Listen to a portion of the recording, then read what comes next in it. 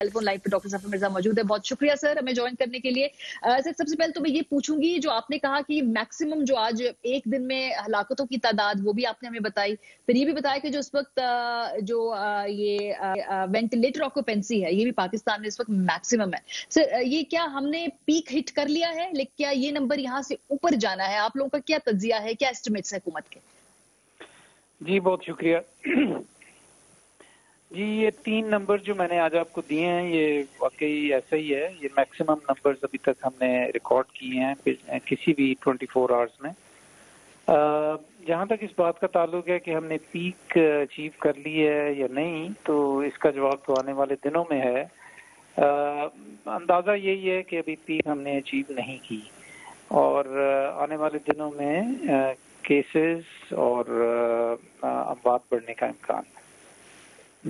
अच्छा सर, तो ये आपका क्या एस्टिमेट्स है, कब तक पाकिस्तान में ये पीक हिट करेंगे हम? कि क्या आपके पास टाइम लाइन है, हुकूमत जो सोचती है, आप लोग जो अपनी स्ट्रेटजीज बनाते हैं? देखें जी, वैसे तो अगर मैं ये बात कहूँ तो लोग कहेंगे जी आप हमेशा यही कहते हैं, लेकिन फिर भी कहना पड़ेगा कि आने वाले जो 2 हफ्ते हैं ये काफ़ी क्रिटिकल हैं, और इसमें हमें अंदाज़ा होगा कि हम पीक की तरफ मूव कर रहे हैं या अभी हम यानी पीक अचीव कर ली है या हम अभी असेंड कर रहे हैं। तो फिलहाल तो अगले चंद दिनों में केसेस बढ़ते हुए ही नजर आ रहे हैं। अच्छा सर, तो हमारी फिर पॉलिसी इस वक्त है क्या? जैसे आपने कहा कि अगले 2 हफ्तों में हमें ये पता चलेगा कि हम असेंड कर रहे हैं या हम पीक करने वाले हैं। तो आज मैं सुन रही थी पंजाब के अंदर रेस्टोरेंट्स भी खुल रहे हैं, फ्लाइट्स भी खुल रही हैं। तो जब हम बिल्कुल हिट करने वाले हैं ये पीक या ये असेंड, तो ये हमारी ये वाइज पॉलिसी है, सब कुछ खोल दें, ठीक है, अल्लाह अल्लाह करेगा, अल्लाह ख्याल करेगा? नहीं जी, बात यह है कि अगर तो हम सिर्फ डिजीज के बारे में सोचें, अगर हमने सिर्फ डिजीज को ही कंट्रोल करना है, तो फिर तो कंप्लीट लॉकडाउन करना चाहिए, और बहुत पहले करना चाहिए था, और तमाम पाकिस्तान को कॉर्डन ऑफ भी कर देना चाहिए था। लेकिन रियलिटी ये नहीं है। रियलिटी में आपको चीज़ें बैलेंस करनी पड़ती हैं, और आपको एक बैलेंसिंग एक्ट है ये मुस्तकिल आप सूरत हाल को मॉनिटर करते हैं और पॉलिसीज अपनाते हैं। गवर्नमेंट के लिए obviously these are difficult tough choices, लेकिन सूरत हाल ये है कि हमारी ओवरऑल सिचुएशन पूरे साउथ एशिया के अंदर अगर हम आइसोलेटेड देखें, बढ़ रहे हैं, बिल्कुल बढ़ रहे हैं, अमवात हो रही हैं, बिल्कुल हो रही हैं। लेकिन जब आप इनको कंपैरिजन करते हैं यूरोप और अमेरिका के साथ, और जिस स्पीड पे वहाँ पे चीजें हुई और जिस स्केल पे वो चीजें हुई, उस तरह का पैटर्न हमें साउथ एशिया के अंदर नहीं मिल रहा। लेकिन डॉक्टर साहब, ब्राजील में बिल्कुल यही पैटर्न था सर। शुरू में उनको भी लगा कि हमारे यहाँ पे इतनी अमवात नहीं हो रही हैं, तो लेकिन उसके बाद आपने देखा कैसे क्लाइम किया वो नंबर। तो हम अमेरिका यूरोप क्यों देख रहे हैं हम, और ये साउथ अमेरिकन ममालिक या दूसरे दीगर ममालिक क्यों नहीं देख रहे, खुदा न खास्ता?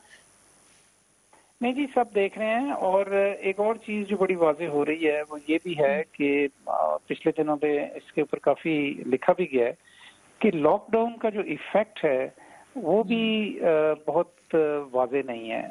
लिहाजा आपको यहाँ ये देखना है कि आपकी तकरीबन 13-14 करोड़ अवाम जो है वो आइदर बराह रास्त या इनडायरेक्टली डेली वेजर्स हैं, और उसके ऊपर आप बहुत ज्यादा देर तक लोगों को बंद करके नहीं रख सकते।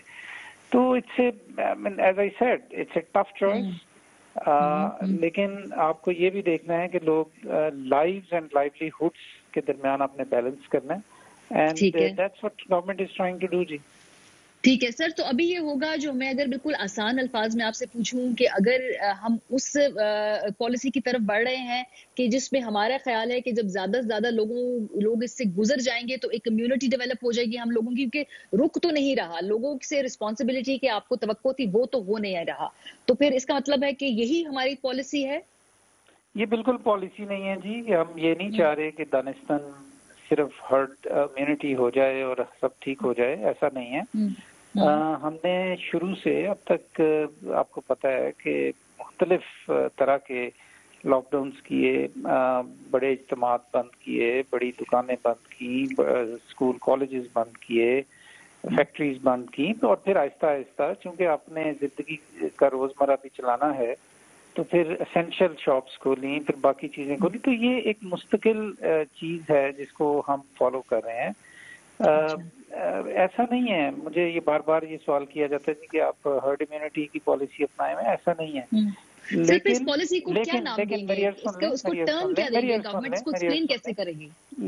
کسی بھی کمیونیکیبل ڈیزیز کا یہ ایک نیچرل فنومینا ہوتا ہے کہ اس سے جیسے جیسے لوگوں کا ایکسپوئر بڑھتا ہے ویسے ویسے امیونٹی بھی بڑھتی ہے. آپ لاک ڈاؤن کریں یا نہ کریں، اس وقت پاکستان میں 92% ٹرانسمیشن لوکل کیسز سے ہو رہی ہے. اور اس میں آپ کی پالیسی ہو یا نہ ہو، جب ایکسپوز ہوتے ہیں لوگ تو پھر گریجولی ان کی امیونٹی بھی بڑھتی ہے. لیکن یہ کہنا غلط ہوگا کہ گورنمنٹ یہ دانشمند اس پالیسی کو اپنائے ہوئے.